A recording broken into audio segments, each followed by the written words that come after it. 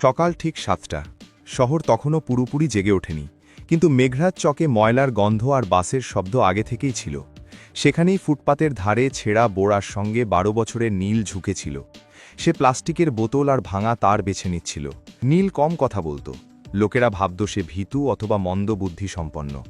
সত্যি কথা হলো, সে অনেক শুনত। কথা, আওয়াজ, মেশিনের আওয়াজ। যখন লোকেরা কথা বলতো সে শব্দ ধরত, যখন মেশিন চলত সে প্যাটার্ন ধরত।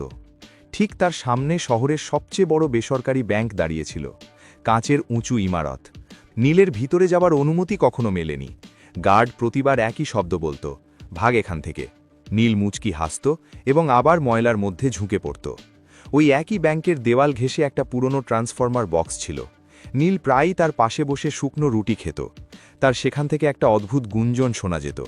বাকি লোকের জন্য সেটা শব্দ ছিল, নীলের জন্য ভাষা। সেদিন দুপুরে পরিবেশ বদলে গিয়েছিল। ব্যাংকের ভিতরে হঠাৎ হুলুস্থুল পড়ে গেল। কর্মীরা তাদের সিট থেকে উঠে দাঁড়ালো।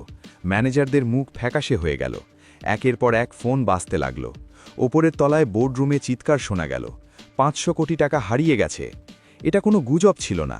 ব্যাংকের মেন সার্ভার থেকে 500 কোটি টাকা হারিয়ে গেছে। কোটি কোটি টাকা অনলাইন ট্রান্সফার হয়ে গেছে। টাকা না কোনো গ্রাহকের অ্যাকাউন্টে ছিল, না কোনো বিদেশি ব্যাংকে। সেটা সিস্টেম থেকে যেন পিছলে হাওয়ায় মিলিয়ে গেছে। প্রতি মিনিটের সঙ্গে ব্যাংকের সুনাম ডুবে যাচ্ছিল। বাইরে ফুটপাথে বসা নীল এসব দেখছিল। তার কিছু অদ্ভুত লাগল। নীল উঠে দাঁড়ালো। সে বোড়া নিচে রাখল এবং দেওয়ালের কাছে কান লাগিয়ে দিল। তার চোখ সংকুচিত হয়ে গেল।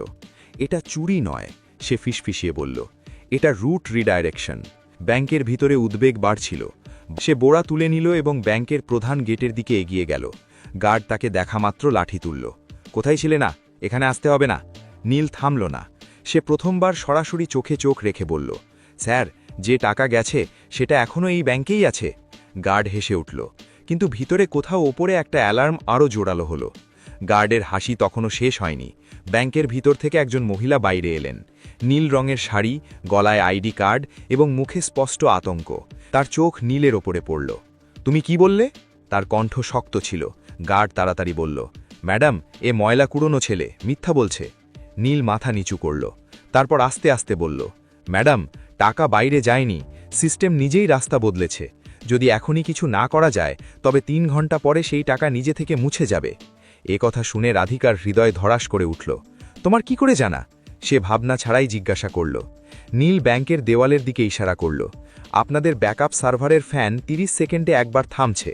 এমন হয় যখন লোড জেনে বুঝে ঘোরানো হয়। এটা চুরি নয়, এটা ফাঁদ। সে বলছিল। রাধিকা এক মুহূর্ত ভাবল। ভিতরে আইটি হেড চিৎকার করছিলেন যে ডেটা ফ্লো বুঝতে পারছেন না। সে গার্ডের দিকে তাকালো। একে ভিতরে আসতে দাও। গার্ড চমকে গেল। ম্যাডাম, আমি বলছি ভিতরে আসতে দাও। নীল প্রথমবার ব্যাংকের ভিতরে গেল। শীতাতপ নিয়ন্ত্রণের ঠান্ডা হাওয়ায় সে শিহরিত হল। মেঝে এত চকচক করছিল যে তাতে নিজের নোংরা মুখ দেখে তার সংকোচ বোধ হল। রাধিকা তাকে সরাসরি আইটি ফ্লোরে নিয়ে গেলেন। সেখানে 5 জন লোক, 5টা ল্যাপটপ আর বড় স্ক্রিনের সামনে দাঁড়িয়ে। স্ক্রিনে লাল রঙের রেখা আর সংখ্যা ছুটছিল। আইটি হেড রেগে বললেন, ম্যাডাম, এখন সময় নেই, এটা মজা করার জায়গা নয়। নীল স্ক্রিনের দিকে তাকালো আর তৎক্ষণাৎ বলল, আপনারা লোকজন ভুল লোক দেখছেন, আসল রাস্তা লুকানো হয়েছে। ঘরে নিঃশব্দতা ছেয়ে গেল। এই ছেলেটা আমাদের শেখাবে? নীল কাছে গেল।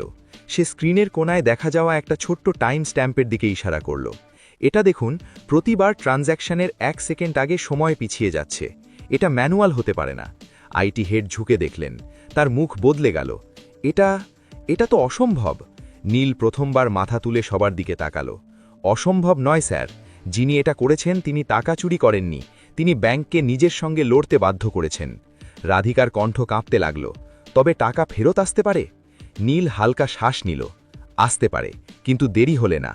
ঘড়ির টিকটিক দ্রুত শোনা যাচ্ছিল এবং সেই মুহূর্তে নীল বলল, আমাকে একটা কম্পিউটার চাই, ইন্টারনেট নয়, শুধু লোকাল অ্যাক্সেস।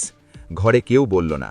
প্রথমবার ব্যাংকের সবচেয়ে বড় সংকটে সবার চোখ একটা ময়লা কুড়ানির ছেলের ওপরে স্থির ছিল। সে কিবোর্ডকে এমনভাবে ছুলো যেন কোনো পুরনো বন্ধু। আঙুলগুলো নোংরা ছিল, কিন্তু চলতে দ্বিধা ছিল না। স্ক্রিনে একটা কালো উইন্ডো খুলল। রাধিকা ঘড়ি দেখলেন। নীল, আমাদের বেশি সময় নেই। নীল মাথা নাড়ল। আমি জানি। সে টাইপ করা শুরু করল।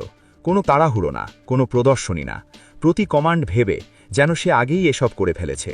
আইটি দল স্ক্রিনে উঠে আসা লেখা পড়ার চেষ্টা করছিল, কিন্তু সেটা তাদের বোঝার বাইরে ছিল। হঠাৎ স্ক্রিনে একটা ম্যাপ খুলল। এটা কোনো অ্যাকাউন্টের নয়, এটা ডেটার প্রবাহের নকশা।